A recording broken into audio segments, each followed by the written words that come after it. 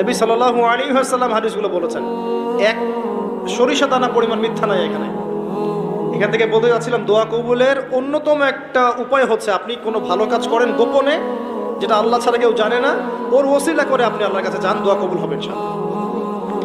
আরেকটা অপশন হচ্ছে আল্লাহ পাকের যে নাম এবং সিফতগুলো আছে এগুলোকে ওসিলা করে দোয়া করা। যেমন, আল্লাহ তোমার রহমান নামের ওসিলায় আমি তোমার কাছে দয়া চাচ্ছি, তোমার আল গফুর নামের ওসিলায় আমি ক্ষমা চাচ্ছি, তোমার আর রাজ্জাক নামের ওসিলায় আমি রিজিক চাচ্ছি, ওয়াহাব নামের ওসিলায় আমি সন্তান চাচ্ছি, ইত্যাদি। কথা কি বুঝতে পারছেন? যে নামের সাথে যে বিষয়টা যায় এটা ওসিলা করে আপনি দোয়া করলে ইনশাআল্লাহ তাআলা আপনি আপনার ফলাফল পাবেন। আর একটা সবচেয়ে বড় অস্ত্র শিখিয়ে দিচ্ছি, এটা আমি কাউকে শিখাইনি আজ পর্যন্ত, আজকেই প্রথম। এবং আমি আমার জীবনে দেখেছি